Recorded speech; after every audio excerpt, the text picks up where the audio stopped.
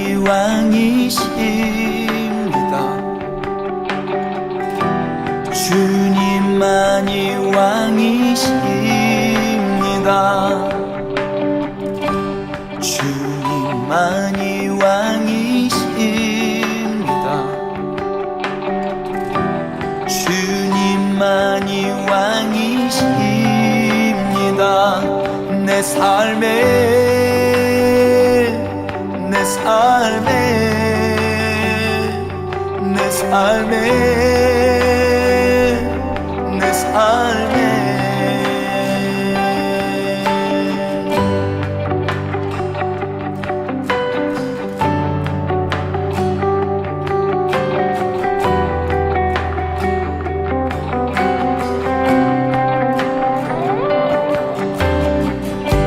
주님만이 왕이십니다. 주님만이 왕이십니다. 주님만이 왕이십니다. 주님만이 왕이십니다. 이곳에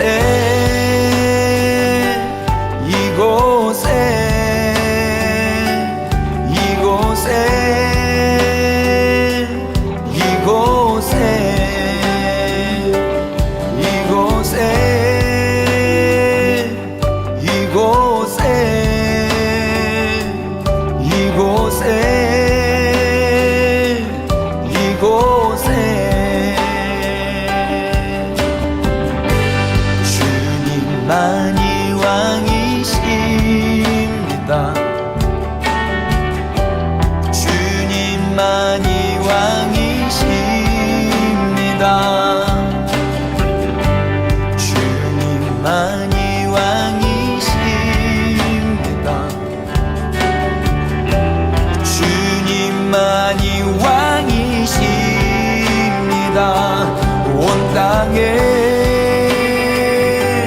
온 땅에 온 땅에 온 땅에 온 땅에 온 땅에 온 땅에 온 땅에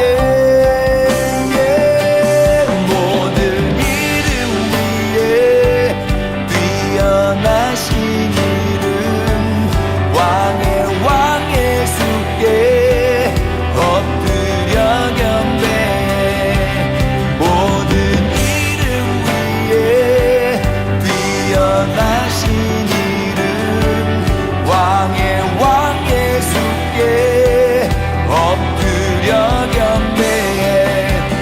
모든 이름 위에 뛰어나신 이름 왕의 수께 손 들고 경배해.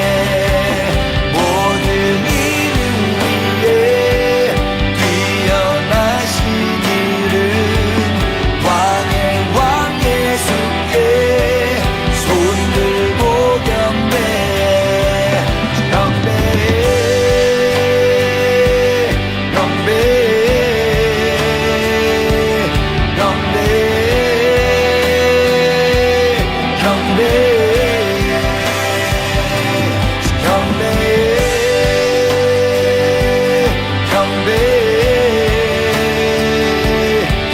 경배해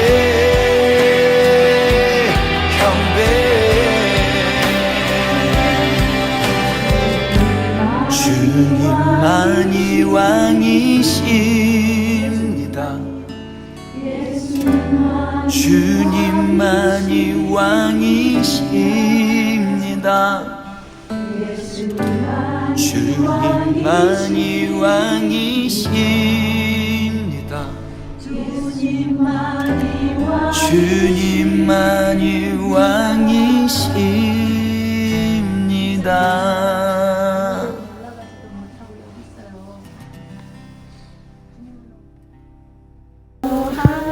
주님이 말하고 있어요. 사랑하는 자들아.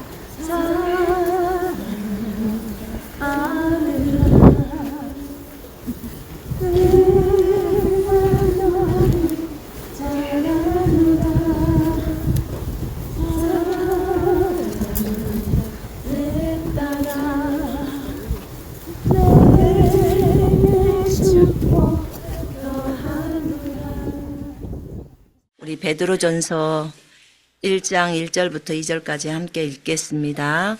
베드로전서 1장 1절 2절 같이 읽습니다.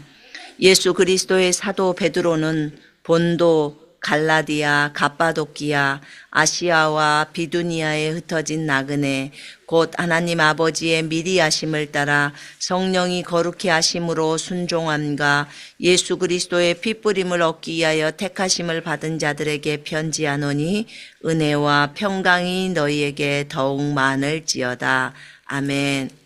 우리 히브리서 11장 잠깐 펼쳐보시겠습니다. 히브리서 11장 펼쳐보십시다. 히브리서 11장 32절부터 우리가 12절까지 같이 읽습니다. 시작. 내가 무슨 말을 더하리요? 기드온, 바락, 삼손, 입다, 다임 및 사무엘과 선지자들의 일을 말하려면 내게 시간이 부족하리로다. 그들은 믿음으로 나라들을 이기기도 하며 의를 행하기도 하며 약속을 받기도 하며 사자들의 입을 막기도 하며 불의 세력을 멸하기도 하며 칼날을 피하기도 하며 연약한 가운데서 강하게 되기도 하며 전쟁에 용감하게 되어 이방 사람들의 진을 물리치기도 하며 여자들은 자기의 죽은 자들을 부활로 받아들이기도 하며 또 어떤 이들은 더 좋은 부활을 얻고자 하여 심한 고문을 받되 구차히 풀려나기를 원하지 아니하였으며 또 어떤 이들은 조롱과 채찍질 뿐만 아니라 결박과 옥에 갇히는 시련도 받았으며 돌로 치는 것과 톱으로 켜는 것과 시험과 칼로 죽임을 당하고 양과 염소의 가죽을 입고 유리하여 궁핍과 환난과 학대를 받았으니 이런 사람은 세상이 감당하지 못하느니라. 그들이 광야와 산과 동굴과 토굴에서 유리하였느니라. 이 사람들은 다 믿음으로 말미암아 증거를 받았으나 약속된 것을 받지 못하였으니 이는 하나님이 우리를 위하여 더 좋은 것을 예비하셨은즉 우리가 아니면 그들로 온전함을 이루지 못하게 하려 하심이라. 이러므로 우리에게 구름같이 둘러싼 허다한 증인들이 있으니 모든 무거운 것과 얽매이기 쉬운 죄를 벗어버리고 인내로써 우리 앞에 당한 경주를 하며 믿음의 주요 또 온전하게 하시는 이인 예수를 바라보자. 그는 그 앞에 있는 기쁨을 위하여 십자가를 참으사 부끄러움을 개의치 아니하시더니 하나님 보좌 우편에 앉으셨느니라. 아멘. 하나님 아버지 감사합니다. 아버지 참으로 위대한 인물들을 우리가 배우기를 원합니다. 아버지 하나님, 이들의 마음속에서는 주님을 사랑하는 그 사랑함이 너무 절절했습니다. 아버지, 우리도 우리의 평생 동안 주님을 사랑하고 사모함이 우리에게서 떠나가지 않기를 간절히 원합니다. 하나님이여, 우리의 마음과 우리의 시선이 우리 구주 예수 그리스도께 고정되게 하시옵소서. 또 주님의 말씀에 고정되게 하시옵소서. 아버지 하나님, 그렇게 갈 때 하나님 그 어떤 환난이나 어려움도 다 극복하며 나아갈 수 있습니다. 주님을 사랑하는 그 열망으로 인하여 하나님 정말 주님이 우리에게 말씀하신 그 부르심을 완수할 수 있도록 성령을 부어주셨는데 그 성령님을 의지해서 그 모든 일들을 할 수 있게 하셨습니다. 오 주님 감사합니다. 하나님, 오늘 이 말씀 속에서 우리 모두의 마음이 뜨거워지게 하시고 정말 주 예수 그리스도를 더 많이 더 깊이 사랑하는 초대교회 성도들과 같은 그런 하나님 자세가 될 수 있도록, 그런 동기가 될 수 있도록 우리를 인도해 주옵소서. 주님 감사 찬양을 드리옵고 주님은 우리의 왕이심을 고백합니다.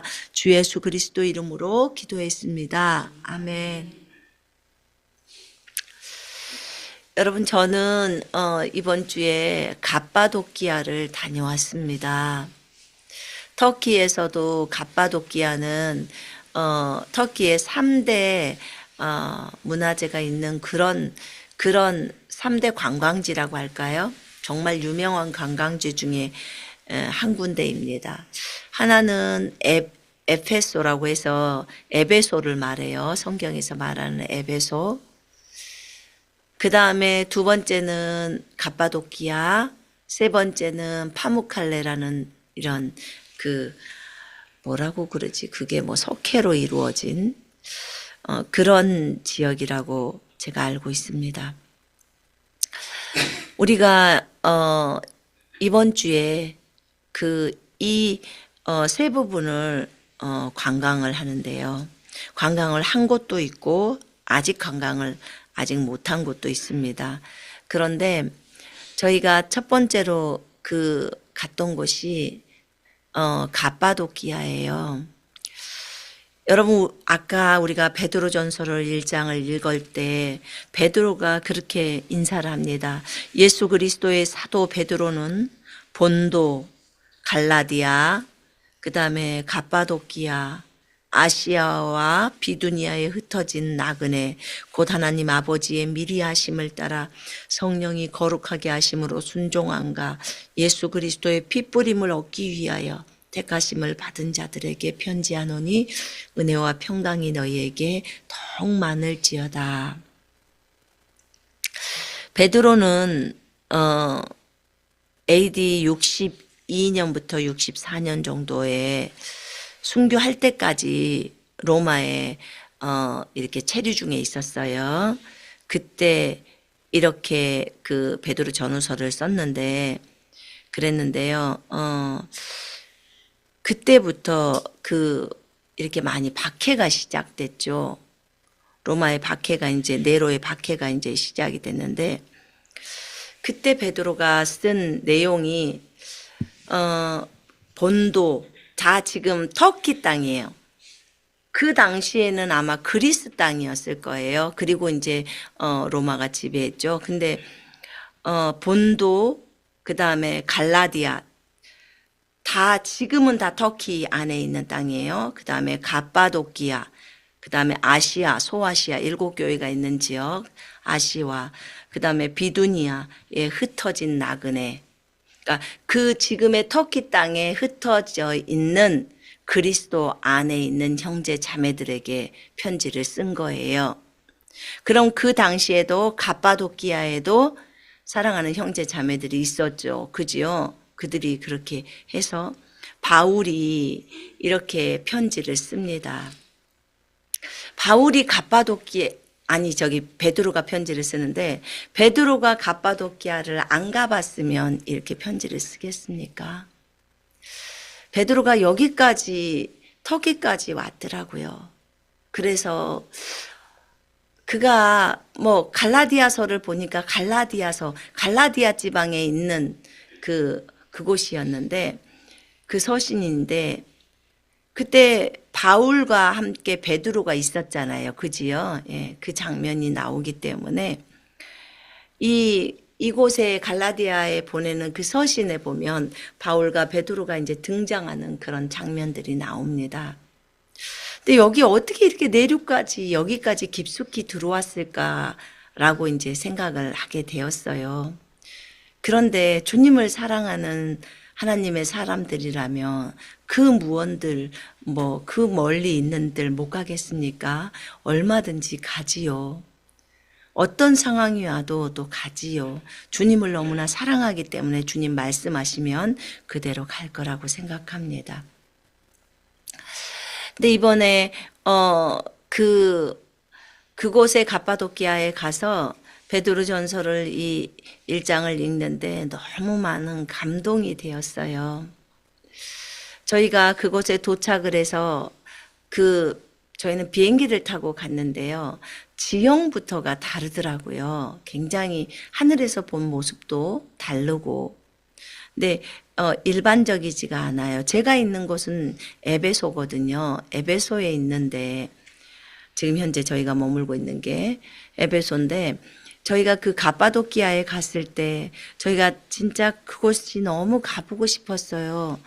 그 이곳에 있는 선생님들 얘기를 들어봤을 때 어떤 분한테 저희가 질문을 했어요.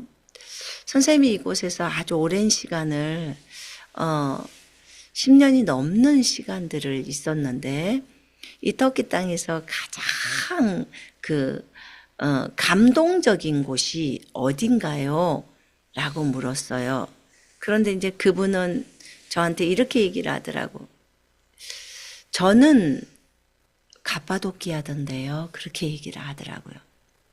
항상 그곳에 가면 그곳은 눈물이 있고 그곳은 감동이 있는 곳이라는 거예요.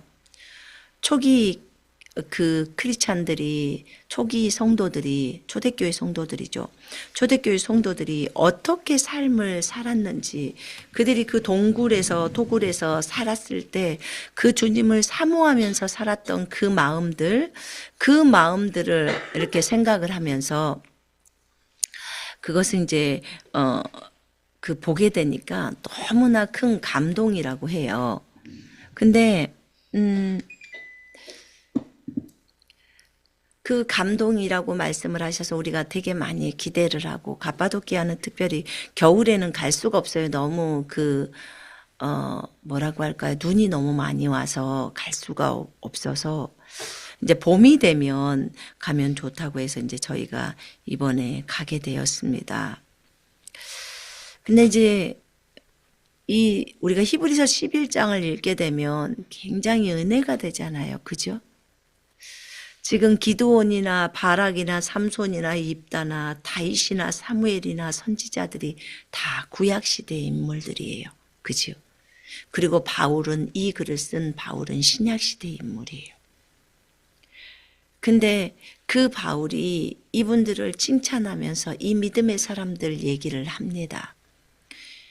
이 믿음의 사람들을 얘기를 하는데 이거는 지금 구약의 사람들이잖아요. 근데 신약에 와서 예수님을 믿고 살았던 그 사람들. 근데 저희가 처음에 갔던 곳이 괴레메라는 곳이었어요. 가파도키아는 몇 개의 도시가 합혀져서 이렇게 가파도키아라는 그런 지역을 형성하는 거지요. 근데 거기에 이제 괴레메라는 곳을 갔어요. 근데 괴레메라는 곳을 갔는데 그 괴레메는 동굴로 주로 구성이 되어 있더라고요. 근데 정말 그 핍박이 굉장히 많았을 때 초대교회 때는 핍박이 많았잖아요. 핍박이 많았을 때 그 지역에서 예수를 믿는 사람들도 분명히 복음은 예루살렘에서부터 왔단 말이에요. 예루살렘에서 와서 예루살렘 교회에도 핍박이 많았을 때 사람들이 흩어졌잖아요. 그죠? 전부 다 흩어졌단 말이에요. 그러면서 이 아나톨리아로 많이 왔어요. 사람들이 이 터키 땅 많이 들어왔어요. 그래서 사도 요한의 무덤을 가봤을 때 이 에베소에 사도 요한의 무덤이 있어요. 에베소에. 근데 에베소에 사도 요한의 교회가 있는데 사도 요한도 AD 50년 전에 마리아랑 함께 이쪽으로 넘어왔다고 했거든요. 그리고 바울이 또 에베소 교회를 세웠잖아요. 그 사도행전 19장을 보면 에베소에 대한 내용이기 때문에 이 지역에 대한 내용이에요. 그게 전부 다. 그래서 이 지역은 전부 사도행전의 내용들이 있는 지역들이라고요. 이 현장 속에 2000년 전에 그 현장 속에 우리가 들어와 있는 거지요. 이렇게 사도들이 많이 이동해서 이쪽으로 오기도 했고 그 다음에 또 70인의 제자들도 이곳으로 많이 들어왔다고 주님은 그러시더라고요. 그래서 이쪽에서도 사역을 많이 감당을 했고 그들이 이곳에 와서 무엇을 했겠습니까? 처음에 그 제자들이라고 그리스도인이라고 불러졌던 그 이름이 터키의 안디옥이라는 곳에서 시작되었어요. 그러면 바울의 고향이 다소인데 바울은 다소에 있었는데 다소가 터키거든요. 안디옥에서도 가까워요. 그래서 참 하나님이 이 터키 땅에 대한 어떤 섭리가 있었구나. 그런 생각이 들었고요. 그리고 많은 사람들이 이쪽 땅으로 들어와서 그 복음을 많이 증거를 했죠. 복음을 증거하면서 어려움도 많이 당하죠. 왜냐하면 기본적으로 이 땅은 우상을 숭배하는 땅이었어요. 우상을 숭배하는 땅. 우상을 숭배했던 그런 땅인데 그러니까 곳곳에 우상 숭배가 많지요. 이번에 우리가 돌면서 주님께 이제 질문을 하면서 주님 왜 7교회 중에 그 7교회로 요런 그 에베소를 선택하셨고 서머나 버가모 두아디라 사대 빌라델피아 라오디케아를 선택을 하셨는지 그렇게 많은 교회가 있잖아요. 또 요 지역만이 아닌 이 가파도키아도 교회가 엄청 많거든요. 그랬는데 그 초대교회는 곳곳에가 부흥이 있었잖아요. 이 터키 땅에서도 지금은 터키 땅이라고 했죠. 그 터키 땅에서도 가파도키아 지역도 부흥이 많았던 곳인데 왜 어찌하여 주님께서는 그 에베소 지역 이름을 딱 써서 에베소 교회에게 편지해라 이렇게 하잖아요. 그 다음에 뭐 이렇게 어디 라오디케아 교회에게 편지해라, 두아디라 교회에게 편지해라 이렇게 지정을 하신단 말이에요. 지역을 일곱 교회 지역을 왜 그러셨을까요? 하면서 이제 질문을 했어요. 질문을 히에라폴리스의 교회에게 편지해라 이렇게 말씀을 안 하시고 라오디케아 교회에게 편지해라 이렇게 하셨더라고요. 골로새 교회도 있는데 골로새 교회를 7교회로 넣지를 않으셨더라고요. 그러니까 이제 그게 되게 궁금하잖아요.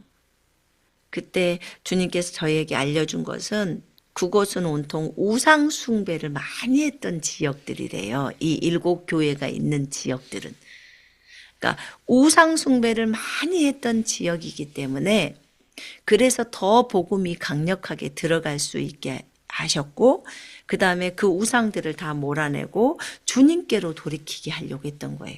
여러분 예배소라는 지역은요 정말 아데미 여신의 그 본거지라고 말할 수 있는 아데미 여신 들어보셨죠? 네, 우리가 여기 와 보니까 자기가 풍요의 여신이래. 가슴이 그냥 몇 개 한 30개가 또 넘게 달려 있어. 그러면서 거기 어디 박물관에 갔을 때 본인이 무슨 자연의 신, 생명의 근원, 뭐 지혜의 원천, 정부 예수님이 들으셔야 할 존칭, 여호와가 들으셔야 할 존칭을 자기가 다 갖다가 하더만. 정말 배락 맞을 일이죠. 그지요? 근데 그렇게 자기를 표현하는 거예요. 그러니까 그 정도로 여기 한 군데만 에베소를 보더라도 에베소 그 지역에 보면은 요한무덤 앞쪽에 길 건너편에 보면은 아데미 신상이 딱 있어요. 그러니까 이 에베소라는 지역은 아데미를 섬기는 그런 지역이었어요. 그러니까 사도행전 19장에도 뭐 아데미는 위대하다고 2시간 동안 원형극장에서 소리 질렀잖아요. 그죠? 그때 바울한테 들어가지 말라고 했던 그곳이 저희가 이제 가볼 곳이거든요. 지금도 현재적으로요. 2000년 전에 그거는 BC 2세기 정도에 있었던 원형극장이래요. 근데 거기서 토요일 일요일 날 지금도 콘서트를 해요. 그러니까 사람들이 그곳에서 기본적으로 에베소 사람들은 2000년 전이나 지금이나 아데미에 대한 그런 것들이 있더라고요. 근데 이제 이게 예수님을 믿게 되면 달라지잖아요. 그죠? 그래서 우리가 사도행전 19장을 봤을 때 그 마수라는 사람들이 자신들의 책들을 다 불살르잖아요. 왜냐하면 하나님의 말씀이 흥황하여 세력을 얻어버리는 거예요. 하나님의 말씀이 확대되는 거예요. 점점 세력을 얻어서 각 지역으로 확대가 돼버리는 거예요. 그러니까 마술을 하는 사람들, 우상을 숭배한 사람들이 우상 숭배를 버려버리고 예수님께로 다 돌이켜 와버리는 거예요. 이걸 뭐라고 말하냐면 부흥이라고 말해요. 부흥. 그래서 하나님께서 이런 부흥을 초대교회에 주신 거예요. 초대교회에 주신 거예요. 그래서 기본적으로 그 에베소 지역에서도 우상 숭배가 만연한 곳이었어요. 이런 곳이었고 터키 각 곳곳에 7교회를 선정한 곳들도요. 다 우상 숭배 지역들이에요. 근데 그 우상 숭배가 만연했던 그 지역을 그 땅을 그곳에 있는 사람을 복음으로 바꾸는 거예요. 완전 주인이 바꿔지는 거죠. 아데미가 주인이었다가 이제는 진정으로 예수 그리스도가 주인인 거죠. 이렇게 달라져 버리는 거예요. 이 부분을 진행하려고 가장 우상 숭배가 많았던 그곳을 7교회로 선정을 하셨다고 하시더라고요. 하나님의 참 오묘하심의 계획 너무나 사랑하시구나. 그 땅의 영혼들을 하나도 버리지 아니하시고 어찌 됐든 간에 그 영혼들을 살리시려고 하시는 아버지의 계획이구나. 그것을 이제 저희가 보게 되었던 거예요. 근데 우리가 갑바도키아를 갔을 때요. 제가 이 히브리서 말씀이 너무 생각이 나더라고. 그들은 믿음으로 나라들을 이기기도 하고 의를 행하기도 하고 약속을 받기도 하고 사자들의 입을 막기도 하고 사자의 입을 막기도 했다는 거죠. 불의 세력을 소멸시키기도 하고 칼날을 피하기도 하고 연약함 중에 강하게 되기도 하고 전쟁에서 용맹스럽게 되기도 하며 외적들을 폐주시키기도 하고 여자들은 그들의 죽은 자들을 다시 살려받기도 하고 죽었다가 다시 살아난 걸 얘기해요. 어떤 사람들은 고문을 당하면서도 굳이 면하라고 하지 않았으니 이는 그들이 더 좋은 부활을 얻고자 함이라. 부활에 대한 소망이 너무 간절한 사람들이에요. 여러분 신앙이 좋은 사람들은요. 부활에 대한 소망이 많이 있어요. 신앙심이 좋은 사람들은 그래요. 죽음에 대해서 두려워하지를 않아요. 왜냐하면 그분 품으로 간다고 생각하기 때문에. 그 다음에 부활에 대한 소망을 가지고 있어. 우리는 부활에 죽어도 살아. 우리는 산다고 라는 게 있어요. 그런데 그것을 안 믿는 사람은 불안해요. 늘 현실에 안주하죠. 근데요, 여러분, 성경은 우리에게 소망을 줍니다. 맞죠? 우리에게 소망을 줘요. 주님이 오셔. 우리는 부활해. 주님이 곧 오셔. 주님이 오신다는 소망을 갖고 사는 사람은요, 아무리 어려운 가운데서도 견뎌내는 사람이에요. 왜냐하면 그것을 믿는 거예요, 실질적으로.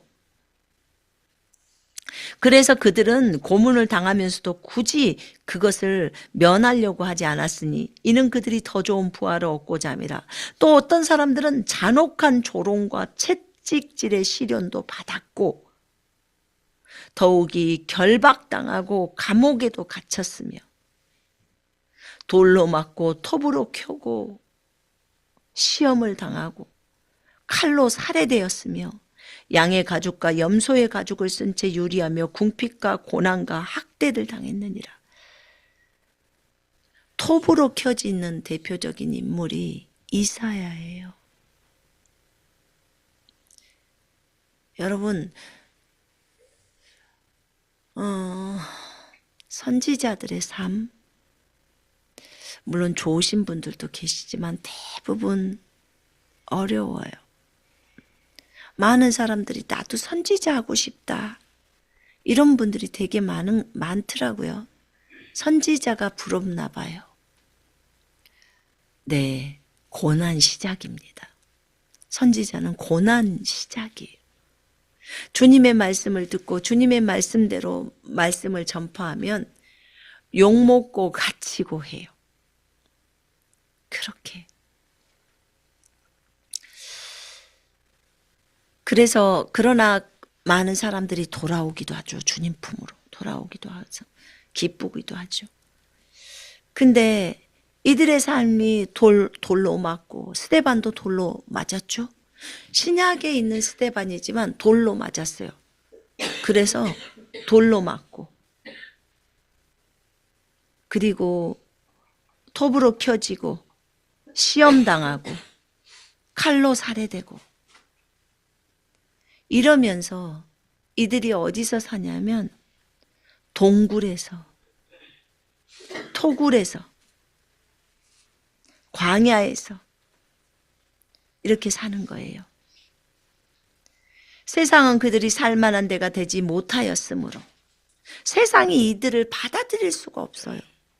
또 이들은 세상에 대해서 별 의미를 못 둬요. 이 사람들이 믿음의 사람들이에요.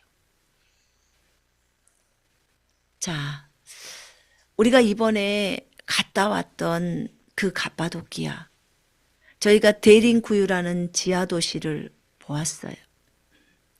동굴인데요. 이 동굴에 2만 명이 살아요. 또 그 마츠라는 지하도시를 갔어요. 거기도 보통 15,000명. 많으면 2만 명, 15,000명. 또 다른 그 지하도시가 이렇게 지하도시가 200개가 넘게 있다고 했어요. 이 지역은 제가 볼 때 천연 요새라고 할 수 있는 곳이에요. 요새. 또 저희가 갔던 곳이 비둘기 계곡이 있어요. 너무너무 여러 계곡을 갔죠. 이걸 다 어떻게 설명할 길이 없어요. 그냥 곳곳에 굴을 파서 그들이 그렇게 살아요. 근데 이 굴을요 손으로 팠다는 거예요. 지진이 일어났고 그 다음에 돌의 형태들도 달랐어요. 손으로 쉽게 팔 수 있는 석회처럼 그런 동굴도 있었고요. 아예 그거 뭘 현무암이라고 한가? 우리나라 그 제주도에 있는 그런 돌들 화산이 폭발해서 그런 걸로 구성되어 있는 그런 돌도 있었고 데륜쿠유는 그런 돌들로 구성되어 있었어요. 근데 그곳에서 제가 보면서 느꼈던 것은 초대교회 성도들의 삶이었어요.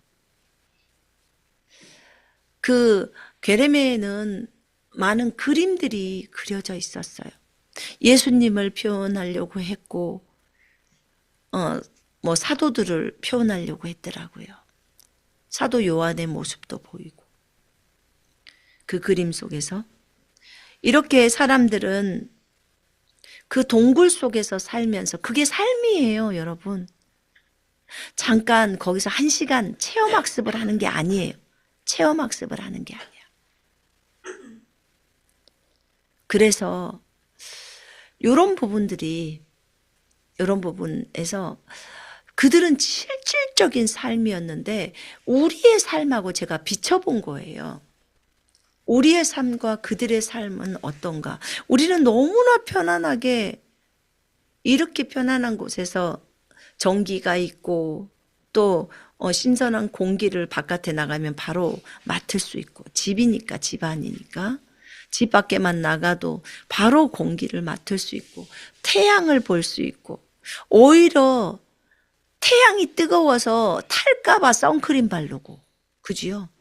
양산 쓰고 모자 쓰고 다니는데 그곳 동굴은 빛이 없으니까 빛을 들어오게 하려고 그 구멍을 뚫어놓고 지금 저희가 아까 그 화면 안에서 봤던 십자가 모양의 그 교회예요.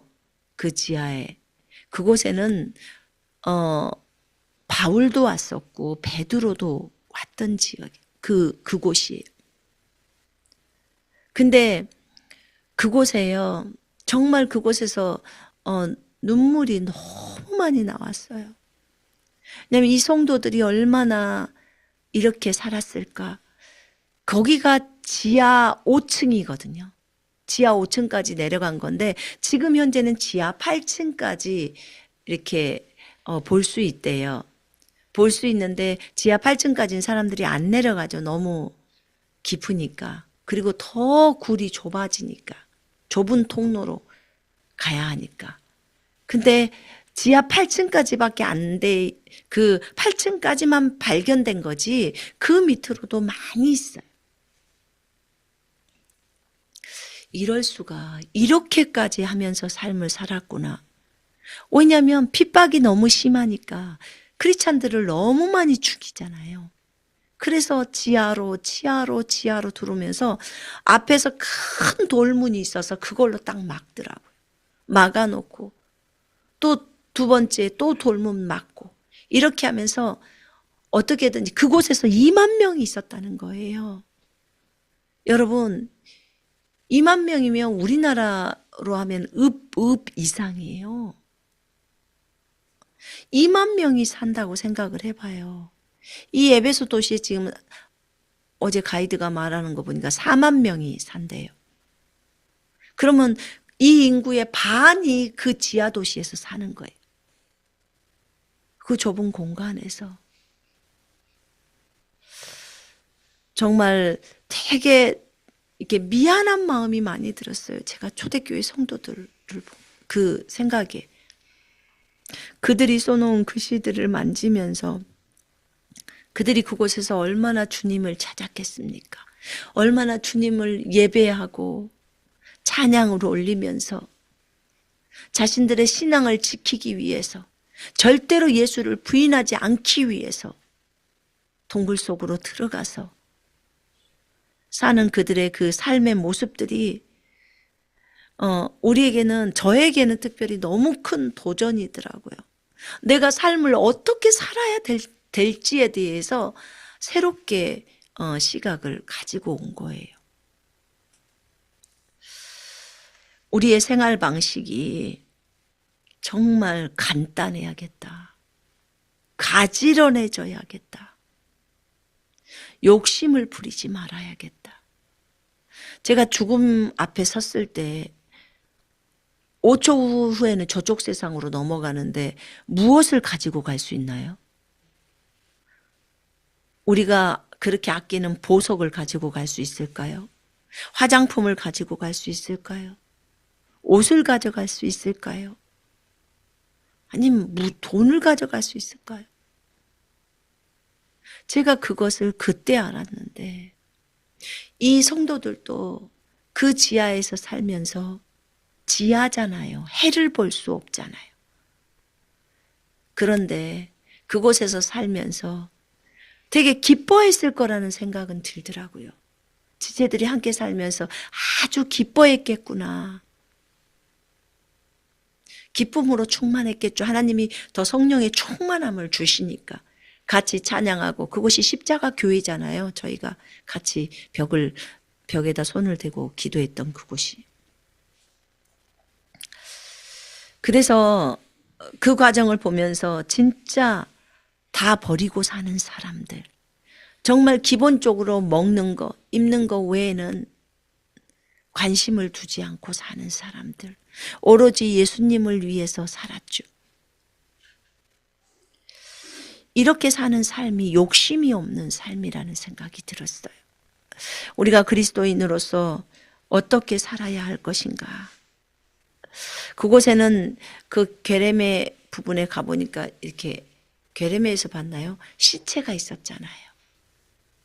거기는 동굴에다 그냥 사람을 묻었더라고요. 근데 어떻게 그 시체에 있는 모습이 그대로 해놨어요. 이곳저곳이 온통 크리스찬들 동굴인데 그곳에 뭐 신학교도 있었고 그곳에 교회도 많았고 그래서 그곳에서 실질적으로 삶이 되어지는 모습들. 그래도 게레메는 이렇게 조금 나올 수라도 있었잖아요. 근데 이 데링쿠유나 마츠나 이런 비둘기 계곡은 아예 지하 동굴, 지하 세계잖아요. 지하에 있는 도시잖아요. 지상이 아닌 지하로 계속 내려가는 곳이잖아요. 이런 부분들을 보게 되었습니다. 이들은 하나님을 섬기면서 최선을 다해서 뛰려고 애를 썼을 거예요. 그죠? 여러분, 우리는 날마다 믿음의 경주를 합니다. 이들도 믿음의 경주를 한 사람들이 초대교회 성도들이니까 이들 안에는 예수 그리스도가 있었어요. 주 예수 그리스도가 계셨다. 그럼 예수님이 계셨기 때문에 예수님이 이들의 주인이에요. 예수님이 이들의 왕이십니다. 이들은 그것을 알았어요. 그래서 어떻게 하면 정말 내가 믿음의 경주를 끝까지 달려갈 수 있을까? 내가 주님을 부인하지 않고 인정하면서 끝까지 걸어갈 수 있을까를 고민했을 거예요. 그러기 때문에 편한 길을 예수님만 부인해버리고 그냥 편안하게 다른 우상들을 섬기면 다 봐줬어요. 그런데 그것 자체를 거절한 거예요. 오직 예수 그리스도를 믿겠다. 믿는 사람은 바깥에서 살 수가 없어서 지하로 들어갔던 거예요. 그곳이 가파도키아였어요. 이러므로 우리에게 구름같이 둘러싼 허다한 증인들이 있으니 모든 무거운 것과 얽매이기 쉬운 죄를 벗어버리고 인내로서 우리 앞에 당한 경주를 하며 믿음의 주요 온전케 하신 예수를 바라보자. 여러분, 이들은요, 무거운 거, 얽매인 것을 다 버렸어요. 여러분, 우리를 올가매는 게 뭐예요? 죄죠. 죄악이에요. 육신적인 것들이에요. 그러면 이런 부분들에 대해서 내가 경주를 하는 데 있어서 나를 방해하는 것들이 있다면 그것들은 다 벗어야 돼요. 버려야 돼요. 달리기를 하면서 세상에 그 뾰족 구두를 신고 달리지는 않잖아요. 그죠? 멋내고 달리지는 않아요. 그러면 꼴등해요.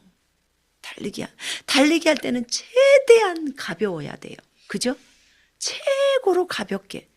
그러면 무거운 잠바들, 코트들 입으면 어때요? 못 달려요. 싹 벗어야 돼요. 벗어 던져버려야 돼요. 우리가 저 앞에 꼬린 지점에 우리 구주 예수 그리스도가 서 계십니다. 그분을 향해서 달려가야 하는 거예요. 그분만을 고정하면서 달려가야 돼요. 시선도 딴 데를 쳐다보면 다른 사람이 이미 앞질러 갑니다. 그래서 예수 그리스도만을 바라보면서 달려가야 돼요. 저분에게 달려갈 때, 앞으로 달려갈 때 나를 무겁게 하고 나를 올가매는 거 벗어 던지자는 거예요. 아멘. 육신적인 거 벗어 던져버리자는 거예요. 그것 때문에 빨리 달리지를 못하니까. 육신적인 생각들, 또 계속적으로 세상에 대한 염려들, 자식에 대한 염려들, 이러면 이런 것들 때문에 달려가지를 못해요. 염려가 있으면, 염려는 세 번째 가시떨기 밭에가 있어요. 그지요? 이런 것들이, 이런 염려가 있어버리면요, 열매를 많이 맺지를 못해요. 여러분들이 열매를 많이 맺기를 원하시죠? 우리 모두는 열매를 많이 맺기를 원해요. 그렇다면 육신적인 것들은 다 떨쳐버려야죠. 버려버려야죠. 그지요? 버려버리고 육신적인 걸 추구한 걸 얘기하는 거예요. 그런 것들을 버리고 우리가 추구해야 될 건 오직 예수 그리스도 외에는 없어요. 저는 요번에 그 가파도키아에 다녀오면서요, 초대교회 성도들이 어떻게 살았는지를 보면서 정말 우리는 호강에 쫓이면서 산다. 거기는 흙바닥에서 살았잖아요. 옷이라고 변변치 않게 있었겠습니까? 음식을 먹으려고 비둘기가 그 구멍으로, 환기구멍으로 날라와서 알을 놔주고 간다는 거예요. 그렇게 해서 음식을 충당했고, 누군가가 그 사람들의 핍박을 피해서 밤중에 살짝 나가서 어떤 음식물들을 가져온다는 거지요. 이런 모습들을 보면서 참 이들의 삶이 얼마나 어려웠을까. 그러면서도 주님만을 사랑하면서 그렇게 걷는 이들의 신앙이 정말 제가 볼 땐 대단해 보였어요. 오직하면 이렇게 많은 학대를 받고 이런 엄청난 죽음을 당하는데도 이런 사람을 세상이 감당 못한다는 거예요. 이미 하나님께 고정돼 버린 사람들이.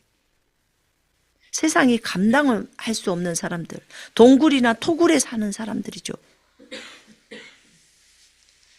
근데 이런 믿음의 사람들이 육신적인 것을 다 벗어버리니까 즐거움이 되는 거예요.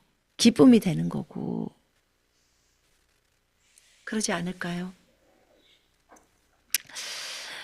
우리가 경주를 할 때, 믿음의 경주를 할 때 여러분으로 하여금 영적인 경주에서 속도를 늦출 수밖에 없는 것, 그런 것들을 다 버리십시다. 그거는 무거운 짐이에요.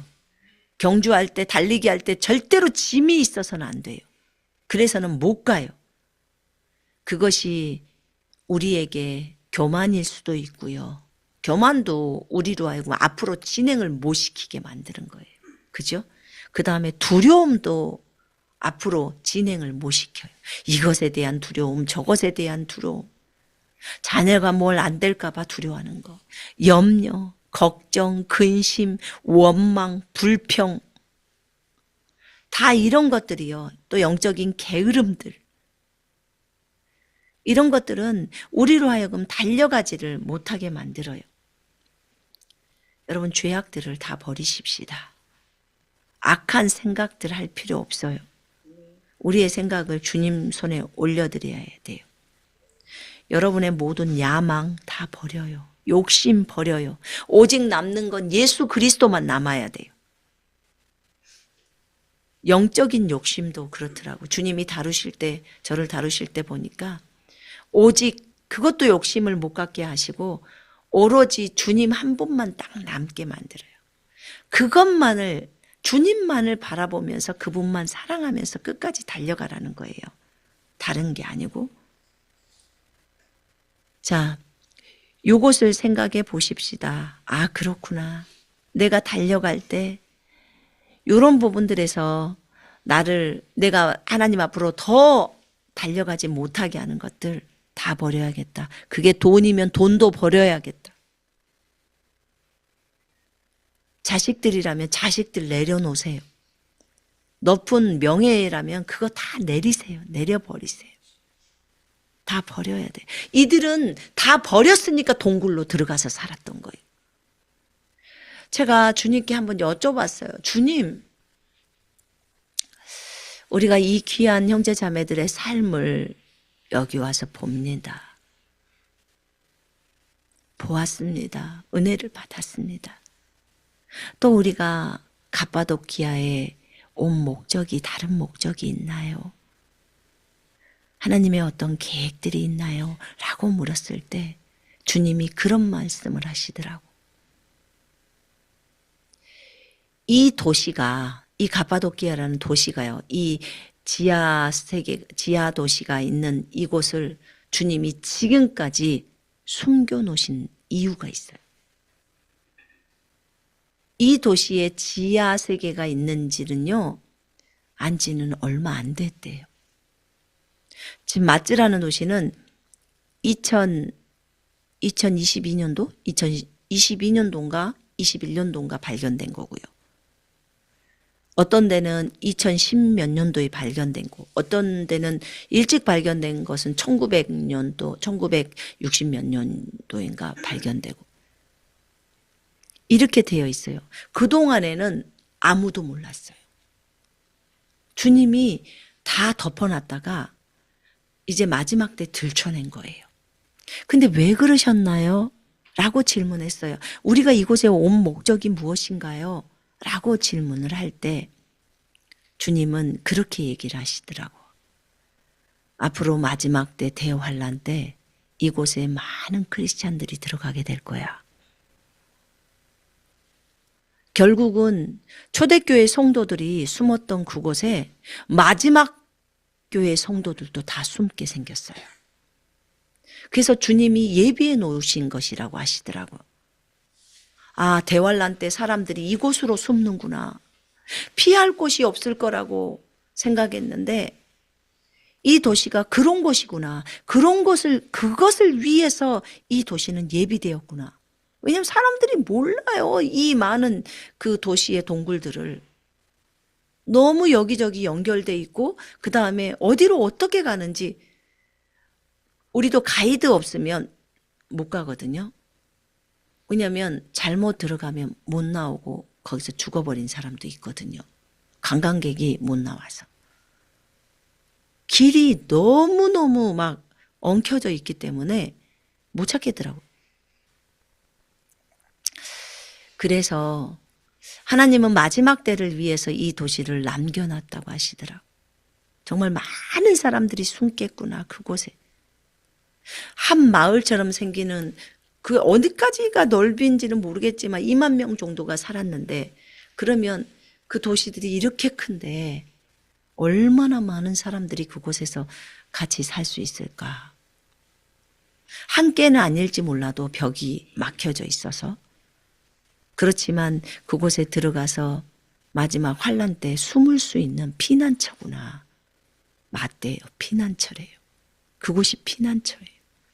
땅속 밑으로 들어가기 때문에 뚫지를 못하는 거지요. 어찌됐든 이런 모습들을 보면서 이런 사람들은 세상이 포기한 사람들이에요.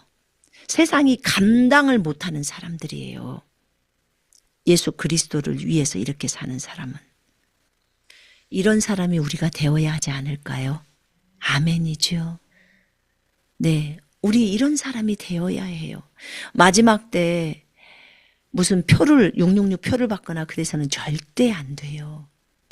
오로지 주님만을 인정하고 기꺼이 순교를 해라 그러면 순교를 해야죠. 이들이 이곳에서 숨어서 있지만 주님이 나가서 순교해라 하면 순교를 해야 하는 것이고 아니면 그곳에 있다가 주님이 재림할 때쯤 돼서 너희가 휴거로 해서 올라와라 그러면 이제 올라가는 거예요. 어쨌든 하나님께 너무 감사드려요. 이번 주에 이곳을 돌아보면서 우리의 마음이 더 많이 각성되고 정말 그곳에 사도들이 왔었고 초대교회 성도들이 살면서 예수 그리스도를 높이고 나타내고 예배하는 그런 삶의 모습들을 보게 되었어요. 정말 육신적이고 너무 무거운 짐들은 우리가 다 던져버리고 정말 주님을 향해서 가는 그 경주에 있어서 어떤 걸림돌도 있어서는 안 되겠구나라는 것을 생각해 보게 되었습니다. 비둘기 계곡에 갔을 때 그곳은 아직 오픈이 안 된 지하 도시들이 정말 많거든요.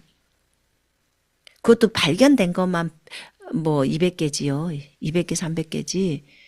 그렇다고 발견됐다고 해서 거기를 다 오픈시켰냐? 아니에요. 그걸 할 여력도 없고 돈도 없고. 그래서 그냥 이렇게 동굴 입구만 발견돼서 뭐 그러고 있는 끝나는 거죠. 그래서 아마도 주님께서 그 마지막 때 활용하시려고 그것을 남겨두셨다고 했으니까 그렇게 되지 않을까. 다 오픈되지는 않을 거예요. 그래야 성도들이 또 숨을 수 있잖아요. 그렇게 되지 않을까요? 어쨌든 하나님께 너무너무 감사드리고 우리가 이들을 많이 배워야겠다라는 생각을 했어요. 초대교회 성도들은 그렇게 어렵게 삶을 살면서도 기쁨으로 주님을 섬겼는데 마지막 우리가 정신을 차리고 살아야 되지 않을까요?